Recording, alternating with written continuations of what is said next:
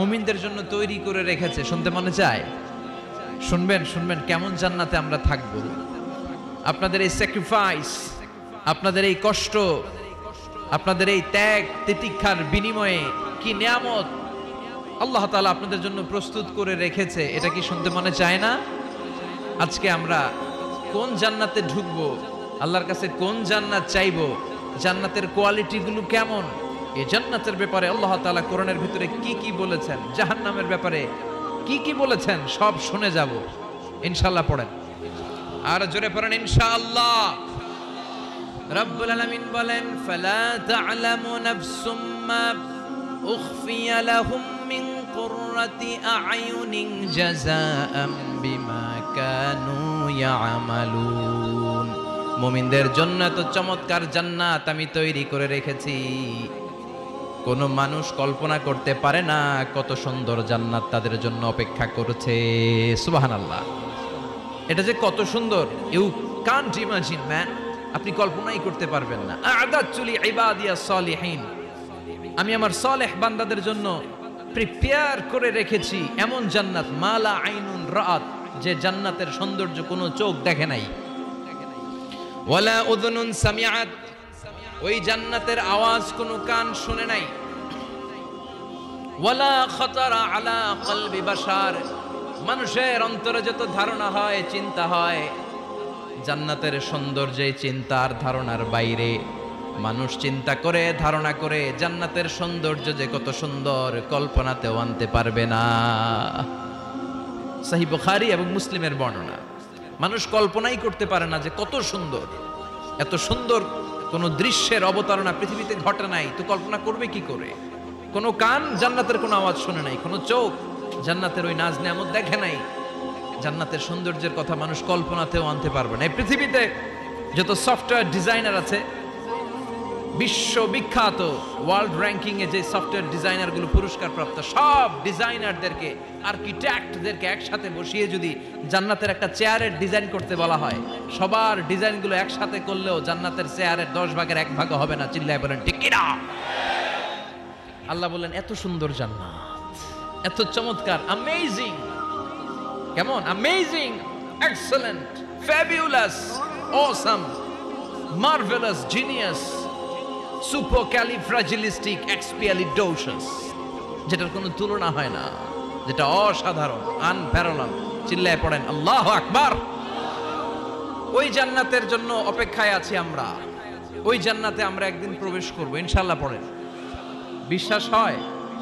Feel করতেছেন ভেতর থেকে, না শুধু কান দিয়ে শুনছেন? ফিল করতে হবে যে না, আমরা ঢুকবো ইনশাআল্লাহ।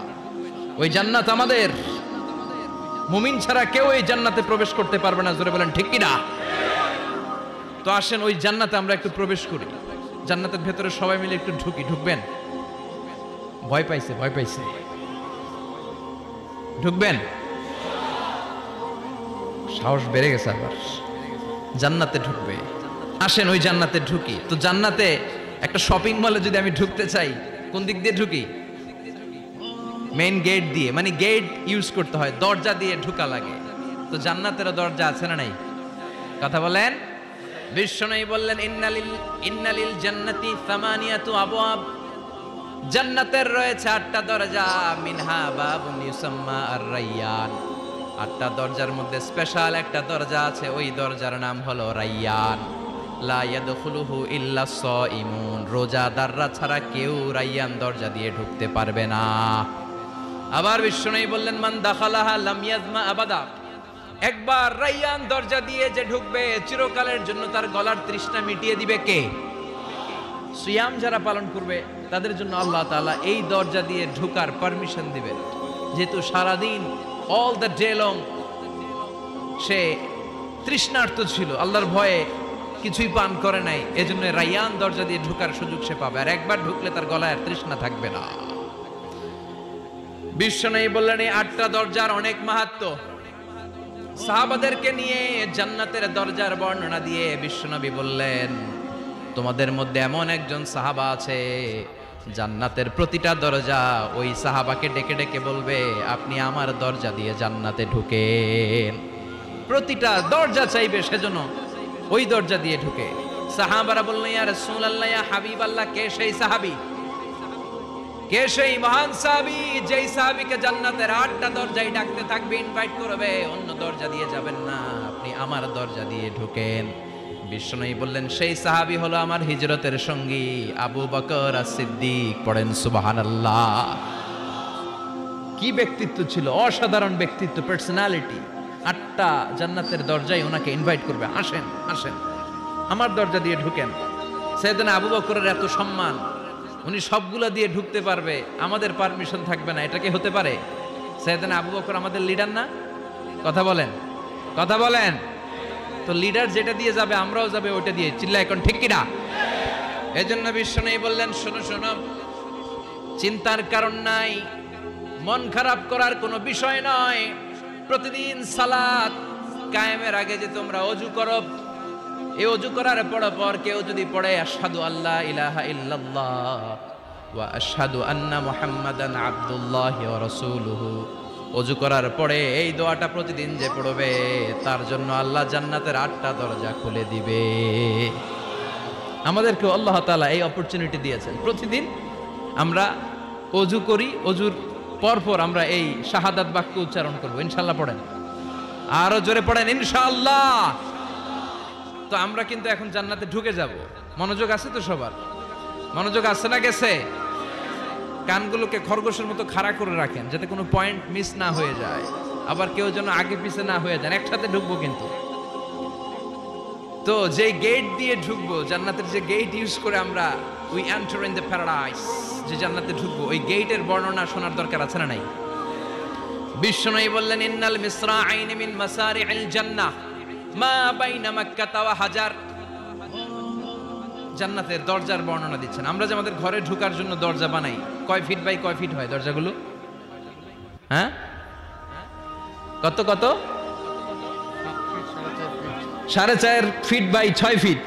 বিশ্বনবী বলেন জান্নাতের যে 8টা দরজা, তার এক একটা দরজার সাইজ হবে মা বাইনা মাক্কাতা ওয়া হাজার। সৌদির মক্কা শহর থেকে হাজার হচ্ছে বাহরাইনের আরেকটা শহর।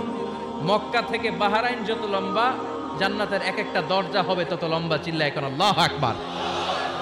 তার মানে এক ধাক্কায় কয়েকশো কোটি। সুবহানাল্লাহ বাড়িতে গিয়ে কয়েন, এক ধাক্কার চোটে কয়েকশো কোটি ঢুকে যাবো আমরা। সুবহানাল্লাহ পড়েন। এই জান্নাতের ভেতরে কিন্তু ক্লাস আছে সম্মানিত ভাইয়েরা। Higher class, lower class, middle class, economic class, first class, second class, third class, promo class, special class. বিমানের মধ্যে থাকে না, একটা হচ্ছে বিজনেস ক্লাস আর একটা ইকোনমিক ক্লাস। তারপরে আমরা যে এয়ারকনগুলো দিয়ে যাই, গ্রিন লাইন, এটার মধ্যেও ক্লাস থাকে না? বিভিন্ন গাড়িতে ক্লাস থাকে, ফার্স্ট ক্লাস, সেকেন্ড ক্লাস।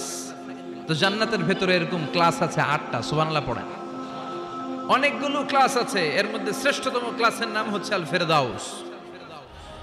এজন্য বিশ্বনবী বললেন ইদা সাআলতুমুল্লাহাল জান্নাহ, আল্লাহর কাছে যখন তোমরা দোয়াতে জান্নাত চাইবা, আল্লাহর কাছে কোনো কমতি নাই, কোনো ঘাটতি নাই। এজন্য চাওয়ার সময় ছোটটা চেও না, বড়টা চাইবা।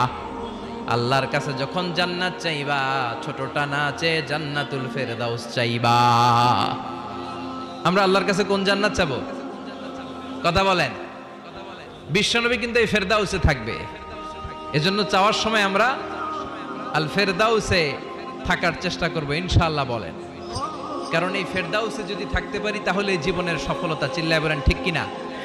মালিক তুমি জান্নাতে, তোমার পাশে আমায় একটি ঘর বানিয়ে দিও, একটি ঘর বানিয়ে দিও সে বিভীষিকাময় মহাদিনে, তোমার প্রতিবেশী করে নিও মালিক তুমি জান্নাতে, তোমার পাশে আমায় একটি ঘর বানিয়ে দিও, একটি ঘর বানিয়ে দিও। পড়েন আমিন। আরো জোরে পড়েন আমিন। বিশ্বনবী বললেন অনেকগুলো ক্লাস আছে, জান্নাতুল ফেরদাউস একটা ক্লাস। জান্নাতুল মাওয়া, জান্নাতুন নাঈম, জান্নাতু আদান, দারুল করার, দারুস সালাম, দারুল মাকাম, দারুল খুলদ, ইল্লিয়ুন। 8টা ক্লাস আছে, কিন্তু যে কোনো ক্লাস আমরা আল্লাহর কাছে চাই না, আমরা চাইবো জান্নাতুল ফেরদাউস। ঠিক কি না? আমরা জান্নাতুল ফেরদাউস চাই, কারণ সবাইকে যদি আল্লাহ ফেরদাউস দিয়ে দেয়, আল্লাহর কোনো ঘাটতি হবে? কথা বলেন। সর্বশেষ যে লোকটা জান্নাতে যাবে, তাকে আল্লাহ তাআলা জাহান্নামের আগুনে পোড়াতে পোড়াতে ছাই বানিয়ে ফেলবে। আল্লাহ বলবেন, জিব্রাইল যাও একটু দেখো, একটা মাত্র সেজদা দিয়েছে আমাকে, এরকম কাউরে পাওয়া যায় কিনা। বাটি চালান দিয়ে দেখো পাওয়া যায় কিনা। খুঁজে খুঁজে কাউরে পাবে না। আল্লাহ বললেন আবার দেখো, খুঁজে খুঁজে একজনকে পাবে, সামান্য ইমানের ছিটে ফোঁটা তার অন্তরে ছিল। আল্লাহ বলবেন, যেহেতু ছিটে ফোঁটা আছে, অনেক মায়ের খাইছে, ওকে বের করে জাহান্নাম থেকে বের করে একটা নির্ধারিত দূরত্বে রেখে দাও। রেখে দেয়া হবে, কিন্তু জাহান্নামের আগুনের লেলিহান শিখাতে তার গা ঝলসে যাবে। সে আল্লাহর ডেকে বলবে, মাবুদ তোমার কাছে আমি কিছু চাই না, জাহান্নাম থেকে তুমি আমাকে বের করেছো, জীবন নদীর পানি তুমি আমার গায়ের মধ্যে ঢেলে দিয়েছো, আমি আবার সজীবতা ফিরে পেয়েছি। আমি তোমার কাছে জান্নাত চাই না, শুধু নিরাপদ একটা দূরত্বে আমাকে রেখে আসো, যাতে জাহান্নামের আগুন আমারে কষ্ট দিতে না পারে। আল্লাহ, আমি কিন্তু তোমার কাছে জান্নাত চাই না। কি চাই না? জান্নাত চাই না, কিন্তু জাহান্নামের আগুন আমারে কষ্ট দিচ্ছে, এতটা দূরত্বে রাখো যাতে জাহান্নামের আগুন আমার গায়ে না লাগে। আল্লাহ বললেন, ওকে রাখবো, কিন্তু আমার সাথে একটা কন্ট্রাক্টে যেতে হবে, যে এটা তোমাকে দিলে তুমি আর নতুন করে কিছু চাবা না। সে বলবে আমি রাজি, কন্ট্রাক্ট হয়ে যাবে। আল্লাহ জিব্রাইলরে বলবেন, যাও এমন দূরত্বে রাখো যাতে জাহান্নামের আগুনের কষ্ট না দেয়। রেখে আসা হবে। অনেক দিন সে ওখানে আনন্দে থাকবে, আল্লাহ শুকরিয়া করবে। সে মনে মনে বলবে, বেঁচে গিয়েছি, আমি বেঁচে গিয়েছি, জীবনে আর কিছু চাই না, জাহান্নাম থেকে আমি বেঁচে গিয়েছি। অনেকদিন থাকার পরে মনে মনে ভাববে, বাইসা তো গেছি, কিন্তু নতুন করে একটু ট্রাই করে দেখি, জাহান্নামের সৌন্দর্যের দৃশ্য একটু চোখ দিয়ে অবলোকন করা যায় কিনা। সে আল্লাহরে ডেকে বলবে, আল্লাহ ইনদি সুআল, আমার একটা ফরিয়াদ আছে। কি ফরিয়াদ? আল্লাহ আগেই বলে রাখি, আমি কিন্তু জান্নাতে যেতে চাই না। আল্লাহ বলবেন, কি চাও? সে বলবে, আল্লাহ তোমার জান্নাতটা তুমি কত সুন্দর করে বানিয়েছো, আমি একটা নজর শুধু দেখতে চাই। জান্নাতের দরজার সামনে নিয়ে যদি আমারে বসিয়ে রাখো, দ্যাটস ইনাফ, আর কিছু চাই না, শুধু জান্নাতের দরজার সামনে। আল্লাহ বললেন, তুই না ওয়াদা করেছিস, তুই না চুক্তি করেছিস। সে বলবে, আল্লাহ আমারে হতভাগা বানাইয়া তোমার কি লাভ? সুবহানাল্লাহ পড়েন। আমারে তুমি হতভাগা বানিও না। আল্লাহ বলে, ঠিক আছে, আবার সিগনেচার কর যে জান্নাতের দরজার সামনে বসিয়ে দিলে আর কিছু চাবি না। সে সিগনেচার করে বলে, আমি চাবো না। আল্লাহ বললেন, জিব্রাইল বেচারারে ধরে জান্নাতের গেটের সামনে বসায় দে। এবার জান্নাতের গেটের সামনে বসে বসে জান্নাতের সৌন্দর্য দেখা শুরু করবে। সুবহানাল্লাহ। এমন সৌন্দর্য যেটা চোখ দিয়ে কেউ দেখে নাই, কান দিয়ে শোনে নাই। ওই সৌন্দর্য চোখে দেখে, কান দিয়ে আওয়াজ শুনে মাগার ভোগ করতে পারে না। অন্তরে জ্বালা আছে না নাই? এয়ার কন্ডিশনের রুমে ঢুকতে না পারলেও, এয়ার কন্ডিশনের রুমের দরজার বাইরে দাঁড়ালো, এয়ার কন্ডিশনের রুমের একটা ঠান্ডা বাতাস গায়ে লাগে না? কথা বলেন। তো ও যখন জান্নাতের দরজার সামনে দাঁড়াবে, ওর গায়েও এরকম জান্নাতের ঠান্ডা বাতাসের হিমেল ছোঁয়া গাটাকে শীতল করে দিবে। ওই শীতল হয়ে যাওয়ার পরে আর তো সহ্য হবে না, আবার আল্লাহরে ডাকবে। মনে মনে ভাববে, আর একটু ট্রাই করি না, দোষ কি, আস্তে আস্তে অনেক দূর তো আগাইছি। সুবহানাল্লাহ কইবেন না? এবার আল্লাহরে বলবে, আল্লাহ ইনদি সুআল, আল্লাহ তুমি যদি কোনো বিষয়ে নতুন করে ডিসিশন নাও, তোমারে জিজ্ঞেস করার মতো কি কেউ আছে? আল্লাহ বলে, না, আমি তো সব রাজার বড় রাজা, মহারাজা, আমার উপরে তো কারো কথা চলে না। ওই হতভাগা লোকটা বলবে, আল্লাহ এত সুন্দর জান্নাত তুমি বানালাম, চোখ দিয়ে সৌন্দর্য দেখি, কান দিয়ে আওয়াজগুলো শুনি, হুর আর গেলমান হেঁটে বেড়ায়, এত সুন্দর জান্নাত চোখ দিয়ে দেখি, ঢুকতে পারি না, আমারে কষ্ট দিয়ে তোমার কি লাভ? ও আল্লাহ, আমারে তুমি মাফ করে দাও, জান্নাতের চিপার মধ্যে এক কর্নারে তুমি একটু আমারে জায়গা করে দাও। আল্লাহ বলবেন, ওয়াই হাক ইবনা আদম, তোর ধ্বংস হোক হে আদম জাত, মা আগদারাকা, তোর চেয়ে বড় গাদ্দার আমি আমার সৃষ্টিকুলে কাউরে দেখি নাই, কারণ তুই আমার সাথে চুক্তি করিস আর চুক্তি ভঙ্গ করিস। আল্লাহর রহমতের দরিয়ায় তখন জোশ খেলে যাবে, ওর আকুতি মিনতি চাহনি আল্লাহর রহমতের দরিয়ার মধ্যে জোশ লাগিয়ে দিবে। আল্লাহর দয়া হয়ে যাবে, মায়া হয়ে যাবে। আল্লাহ বলবেন ঠিক আছে জান্নাতে যা। লোকটা এবার এক দৌড়ে জান্নাতের ভিতরে ঢুকে যাবে। লোকটার দৌড় দেখে আবার লোকটারে আল্লাহ ডেকে বলবে একটু দাঁড়া, একটু দাঁড়া, জান্নাত তো দিছি, তো দৌড় দিলি কেন? সুবহানাল্লাহ কইবেন না? লোকটি বলবে আল্লাহ প্ল্যান তো আমি কম করি নাই, এত চেষ্টার ফলে আমি আসতে পারছি, আবার যদি তুমি বাইর করে দাও, এই জন্য এক দৌড়ে এমন চিপার মধ্যে লুকামো যাতে তুমি আমার না দেখো। আবার আল্লাহর রহমতের দরিয়ায় জোশ খেলে যাবে। আল্লাহ কাছে ডাকবে, কাছে আয়, ও গোলাম তোর কি মনে চায় আমারে বল, আজকে তুই চাইতে থাক, আমি দিতে দিতে তোর মনের সব আশা পূরণ করে দেব।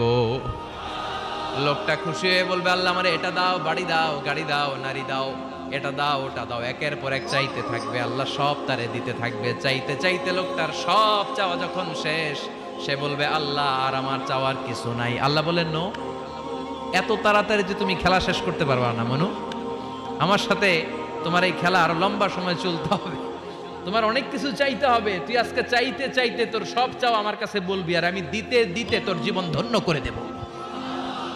সে আবার চাইতে শুরু করবে, আল্লাহ এটা দাও, ওটা দাও, ওটা দাও। আল্লাহ দিতে দিতে সব দিবে। এরপরে বলবে আল্লাহ মাফও চাই, দোয়াও চাই, আর চাওয়ার কিছু নাই। আল্লাহ বলবেন তাই ঠিক আছে, তোরে আমি জান্নাতে ঢুকাই দিলাম, তবে মনে রাখিস তোর জান্নাতটা হবে সবচেয়ে ছোট জান্নাত, আর তোর জান্নাতটা হবে এই পৃথিবীর 10 গুণ। চিল্লা এখন সুবহানাল্লাহ। বুখারীর বর্ণনা, আখিরু মান দাখালাল জান্নাহ, যে লোকটা সর্বশেষ অনেক মাইর খাইয়া রিমান্ডে থাকার পরে জান্নাতে ঢুকবে, তার জান্নাতটা যদি পৃথিবীর 10 গুণ হয়, তাহলে আমাদের সবাইরে ফেরদাউসে ঢুকাতে আল্লাহর কোনো সমস্যা আছে? চিল্লায় বলেন সমস্যা আছে? এজন্য আমরা আল্লাহর কাছে কোন জান্নাত চাই? কথা বলেন। রব্বুল আলামিন বলেন ওয়াসিকাল্লাযীনা ইত্তাকাউ রাব্বাহুম ইলাল জান্নাতি যুমারা হাত্তা ইযা জাউহা ওয়া ফুতিহাত আবওয়াবুহা ওয়া ক্বালা লাহুম খাযানাতুহা সালামুন আলাইকুম তিবতুম ফাদখুলুহা খালিদিন। সুবহানাল্লাহ পড়েন। আমরা এবার জান্নাতে ঢুকবো। সব জান্নাতীদেরকে নিয়ে আল্লাহ তাআলা বলবেন, ও ফেরেশতারা আমার জান্নাতীদেরকে তোমরা ওয়েল রিসেপশন দিয়ে, রেড কার্পেট রিসেপশন, লাল গালিচার সংবর্ধনা দিয়ে জান্নাতে নিয়ে যাও। ফেরেশতারা পেছন থেকে আল্লাহকে যারা ভয় করে জান্নাতের উপযুক্ত হয়েছে সবাইকে নিয়ে জান্নাতে ছুটবে। ওমিয়া কোনো প্রোগ্রামে যদি মন্ত্রী আসে, মেম্বার অফ দ্য পার্লামেন্ট আসে, কিংবা প্রধানমন্ত্রী আসে, ওনার শুভাগমন উপলক্ষে আমরা অনেকগুলো ওয়েলকামিং রিসেপশন গেট বানাই না? কথা বলেন। সুজানগরে বোধহয় বানায় টানায় না? আজকের মাহফিলের তো কয়েকটা গেট দেখলাম আমি, বানাই না আমরা? Welcoming reception gate.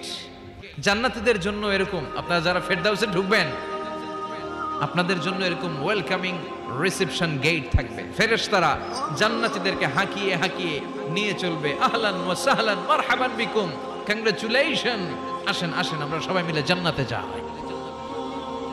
জান্নাতীরা আনন্দের চোটে ছুটবে আর ছুটবে।